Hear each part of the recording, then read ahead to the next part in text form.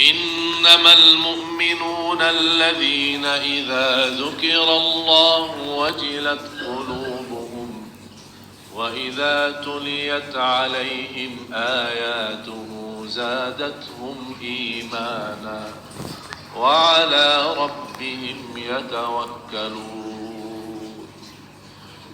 Salah satu sifat ahli tadabbur itu, begitu mereka membaca atau mendengar Al-Quran, ada tambahan iman.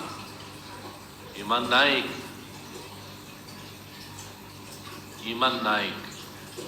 Kita mesti bertanya diri, berapa kali setiap hari kita baca? Dan kenapa iman kita tidak pernah naik-naik? Itu kalau kita baca Al-Quran tidak pernah naik iman, sudah masalah. Apalagi tidak baca Quran sama sekali, itu sudah betul bersabda Rasul, mathalul ladhi yadhkuru rabbah walladhi la yadhkuru kamathalil hayyi wal mayyit. Perumpamaan orang yang selalu berzikir kepada Allah, dan sebaik-baik zikir apa? Sebaik-baik zikir apa? Afdalul zikri, zikir yang paling agung? Tidak. Itu sebaik-baik zikir la ilaha. Seagung-agung zikir apa? Al-Quran.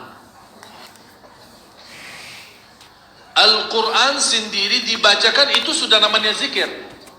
Dari mana saya menerjemahkan Al-Quran sebagai zikir? Allah berfirman, inna nahnu nazzalna adz-dzikra wa inna lahu lahafidhun. Kami yang menurunkan zikir. Yang dimaksud zikir mana yang diturunkan oleh Allah? Al-Quran. Jadi Al-Quran sendiri sudah zikir. Zikir yang paling agung Al-Quran. Zikir yang paling afdal la ilaha illallah. Seterusnya Surat At-Taubah 124. Wa idza ma unzilat suratun faminhum man yaqulu ayyukum zadathu hadhihi imana فأما الذين آمنوا فزادتهم إيمانا وهم يستبشرون. Ya Allah, kapan saatnya kita bisa gembira saat membaca Al-Quran? Bapak Ibu, kadang kita menerima berita yang sangat luar biasa bagus, yang kita tunggu-tunggu. Tiba-tiba ada yang memberitahu. Saking kita senang mendengar berita yang kita sudah lama tunggu-tunggu, kita saking senang kita menikhlasin hadiah buat orang yang membawa berita itu. Itu namanya tanda kita gembira. Kapan saatnya kita bisa gembira seperti ini, tapi bersama Al-Quran? InsyaAllah semua nanti ada latihannya. InsyaAllah habis kita sama-sama belajari, InsyaAllah Bapak Ibu nanti selanjutnya kalau baca Al-Quran merasa nikmat, nanti akan berkata, ya Allah terima kasih, ini baru saja saya ketemu nikmatnya Al-Quran.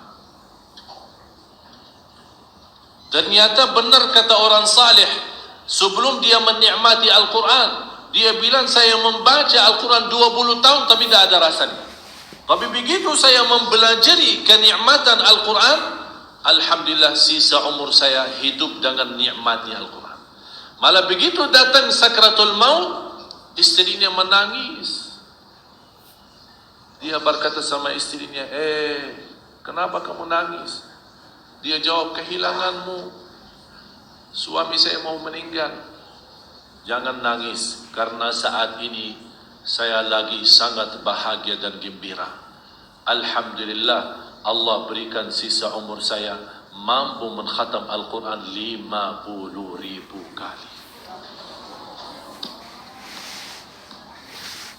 Kalau kita mohon maaf, kalau mau bayangkan baki otak, mana orang mampu 50.000? Kita aja satu halaman sudah nantuknya minta ampun. Tapi masalahnya bukan berapa banyak khatam, tapi apa yang telah dirasakan oleh mereka dalam hati, membuat enteng, renan, nikmat baca Al-Quran. Malah dia merasa dunia ini tak ada manfaat kalau tidak ada Quran.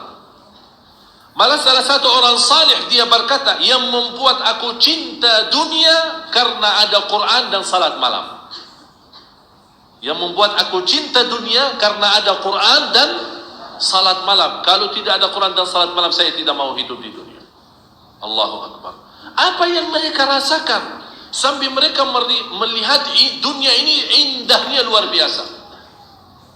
Malah kita selalu melihat jamaahnya kesal, galau, punya masalah, sedih, lagi pusing. Tak pernah kita punya senang, selalu setiap hari punya masalah. Yang berjodoh, masalah. Yang tidak berjodoh, masalah. Yang berkeluarga, masalah. Yang tidak punya anak, masalah. Yang kaya, yang miskin,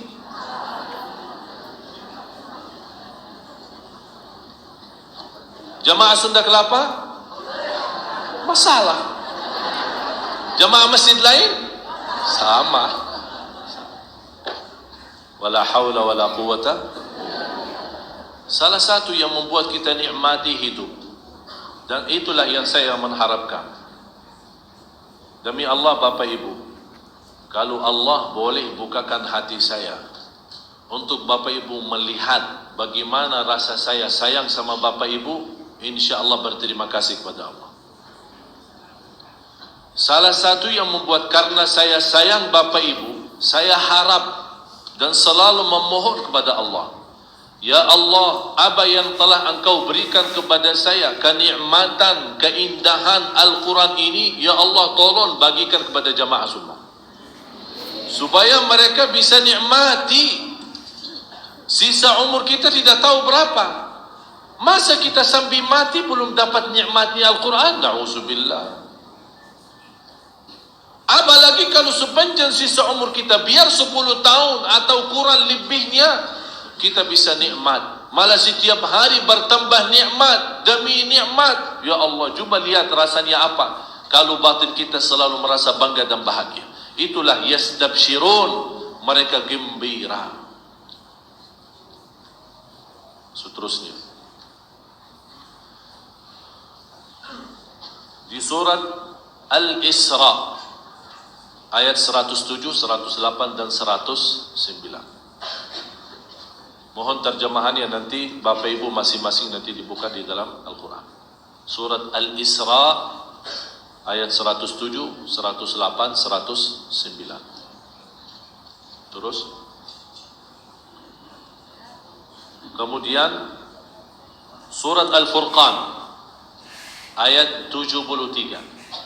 Walladzina idza dzukiru bi ayati rabbihim lam yakhiru 'alayha summan wa 'umyana. Terus belum ya yang tadi. Mundur, kasih kesempatan. Mundur lagi. Mundur lagi juga. Suratul Isra sudah itu 107, 108, 109. Seterusnya surat Maryam, sabar tuh. Surat Maryam 58. Surat Maryam 58. Seterusnya surat Al-Furqan 73. Terus surat Al-Qasas 53. Saya mohon semua ayat yang saya sampaikan menjadi PR, tugas kita. Besok tanggal merah. Betul?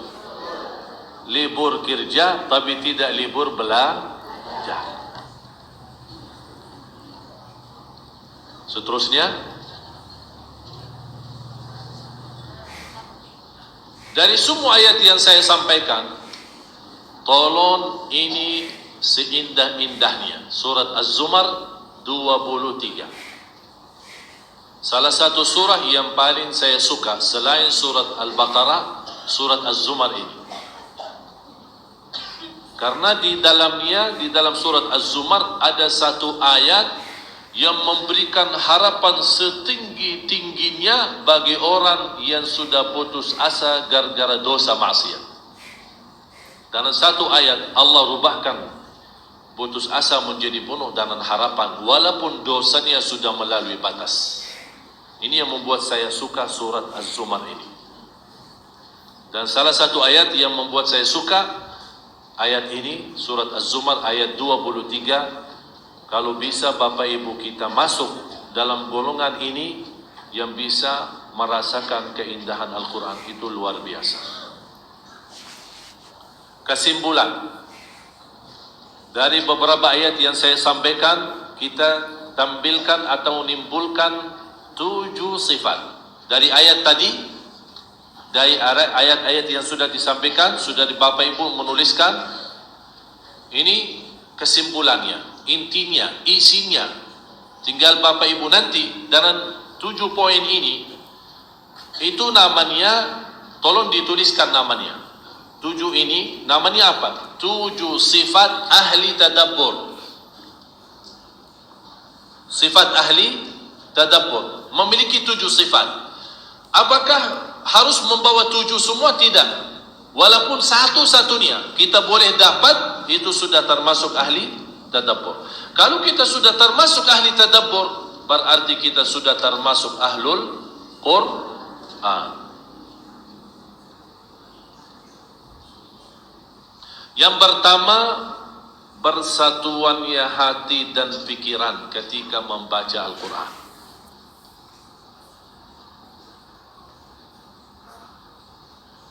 InsyaAllah pertemuan yang akan datang khusus saya membahas ini.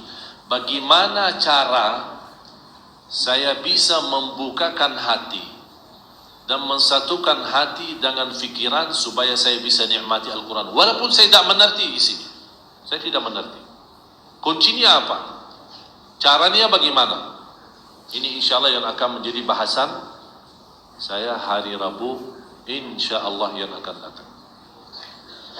Mudah-mudahan kita sama-sama panjang umur, sehat walafiat.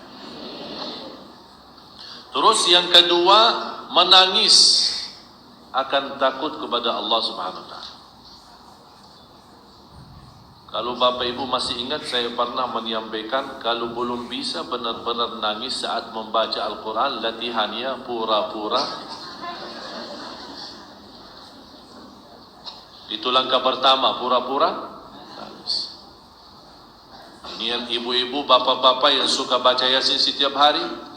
Yasin menjadi subhanallah salah satu ayat yang luar biasa. Dibuktikan sejarah medis, salah satu surah yang mengembangkan kecerdasan surat Yasin. Membuat kita kecerdasan bertambah surat Yasin. Simak, bukan baca. Beda simak sama baca. Sekarang saya tahu Bapak Ibu suka banyak baca. Silahkan suka banyak baca, tapi sambil baca berikan waktu-waktu kesempatan untuk menyimak. Lewat HP-nya, lewat tipnya di rumah, lewat inspiran yang disimpan dalam telinga pas kita lagi di jalan. Subhanallah, surat Yasin. Yang merasa, mohon maaf, yang merasa dirinya terlalu pintar, saya tidak mau kata yang lain ya, atau merasa dirinya tidak cerdas, silahkan simak banyak surat Yasin. Apalagi anak-anak kita yang lagi ujian nasional. Subhanallah, itu mujarrab surat Yasin. Itu dibuktikan sejarah medis, dibuktikan. Ternyata Al-Quran ini Bapak Ibu bukan manfaatnya untuk iman, bukan manfaatnya untuk agama, bukan manfaatnya untuk akhirat. Malah ada banyak manfaat untuk kesehatan kita, sejarah medis, sejarah psikologi, jiwa, lahir batin, kehidupan kita sehari. Memang luar biasa Al-Quran, luar biasa. Tapi sayang sekali, kalau saya boleh bagikan Allah izinkan saya buka hati terus, saya ambil pakitan saya terus, saya siram untuk membagikan indahannya Al-Quran bagi Bapak Ibu, saya mau. Saya tidak akan pelit. Tapi mana bisa.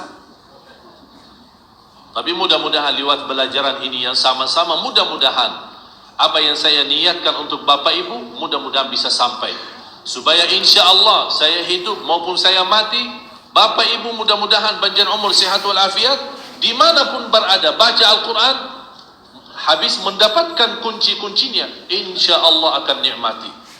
Dan begitu datangnya malaikatul maut, mudah-mudahan didatangi malaikatul maut kita lagi memegang Al-Quran. Yang ketiga, bertambah khusyuk. Memang kalau kuncinya bisa menangis, sebelumnya persatuan hati dan fikiran pasti bisa khusyuk. Itu juga termasuk dalam salat. Jadi Bapak Ibu, kalau kita pelajari poin 3 ini, persatuan atau bertambahan khusyuk, kalau kita bisa khusyuk dalam baca Quran, 100% bisa khusyuk dalam salat. Yang keempat, bertambahan iman. Itu memang kelebihan Al-Quran. Tidak ada kitab selain Al-Quran yang kita baca menambah iman kita. Tapi kenapa kita sekarang merasa setiap hari kita baca tapi tidak merasa tambahan iman? Maksudnya iman di sini, iman yang membuat kita tenang dalam hidup. Iman yang membuat kita nyaman dalam kehidupan. Iman yang membuat kita selalu bahagia. Walaupun merasa banyak kekurangan tapi bahagia luar biasa. Itulah tanda iman.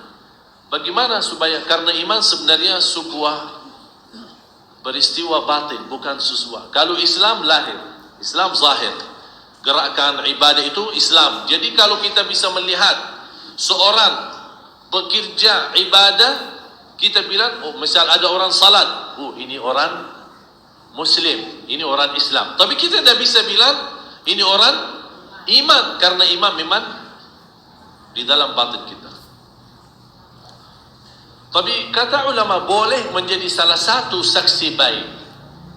Tunjukkan kepada seorang, inilah orang iman, kata Rasulullah, kalau anda melihat seorang yang selalu bolak-balik ke masjid.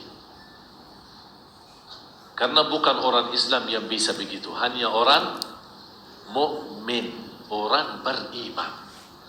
Orang yang beriman, salah satu tandanya rajin ke masjid, suka masjid, cinta masjid.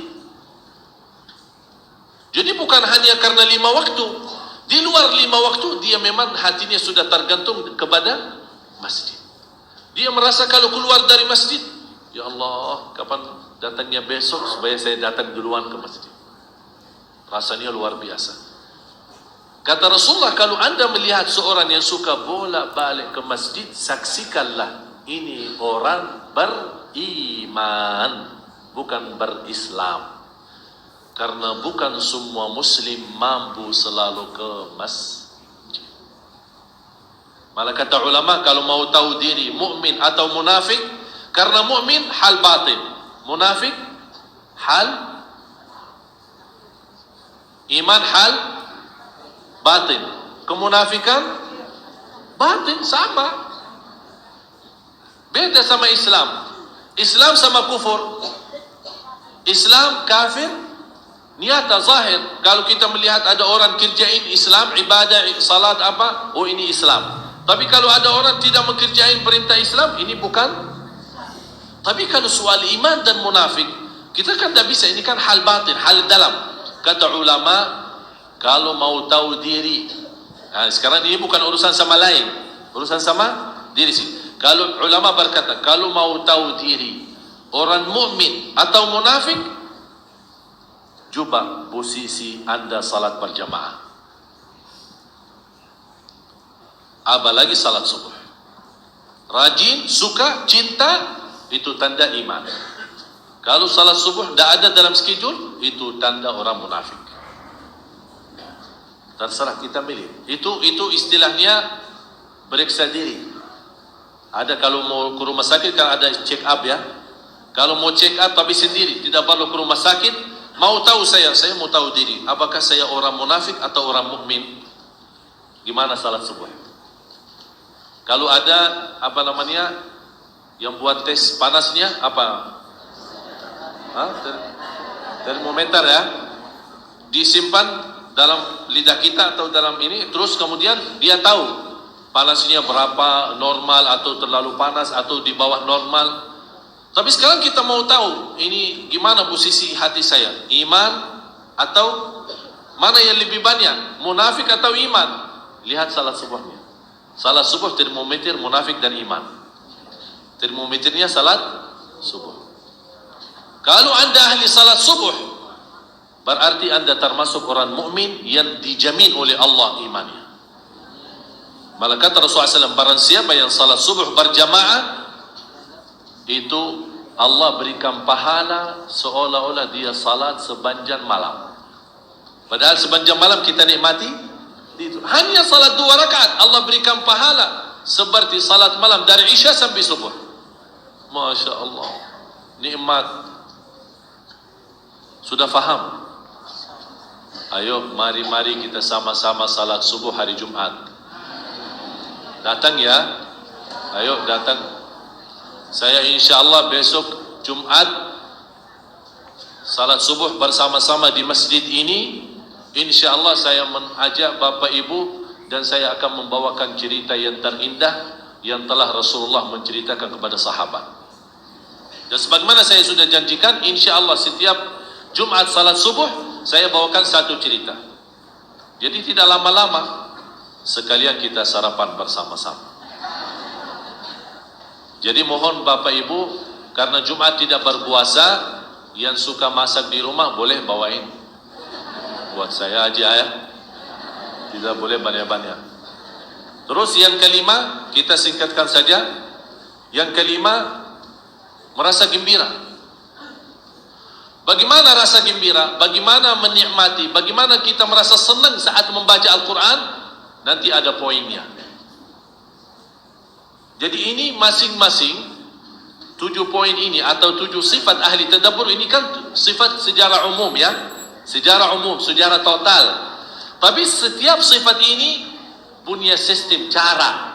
Bagaimana saya praktik persatuan hati dan fikiran? Bagaimana saya supaya bisa nangis? Bagaimana saya supaya bisa khusyuk? Ada poin-poinnya di bawahnya. Insya Allah nanti kita sama-sama belajar. Terus yang keenam, ini yang dijelaskan oleh ayat Az-Zumar yang terakhir yang saya sampaikan, sesukaan saya surat Az-Zumar. Karena ayat 23 ini yang dimaksud merinding saat membaca Al-Quran.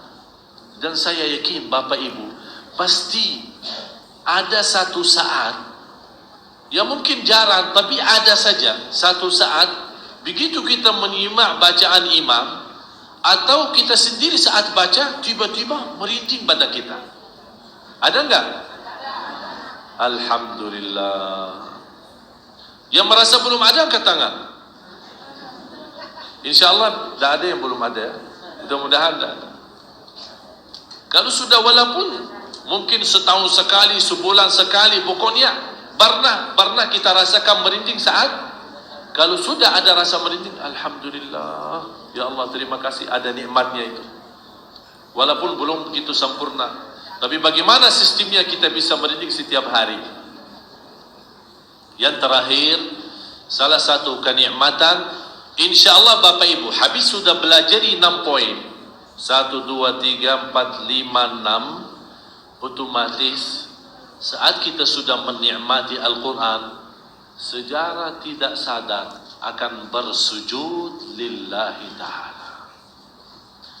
Itu yang membuat Al-Walid ibn al-Mughirah, salah satu kuffar Quraisy, yang waktu dia berbicara sama Rasul untuk menghentikan dakwahnya di Makkah, jangan melanjut dakwah dan kami memberikan apapun yang kamu mau, yang penting berhenti dakwah. Sampai selesai berbicaraannya, kata Rasulullah, inti sudah selesai ngomong.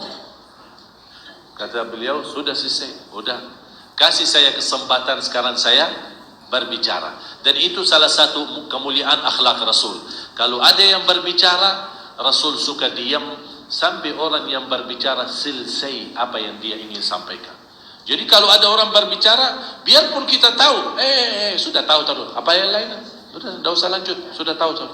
Sabar dong, Kasih, biar kita sudah tahu ini salah satu tanda kemuliaan akhlak kita.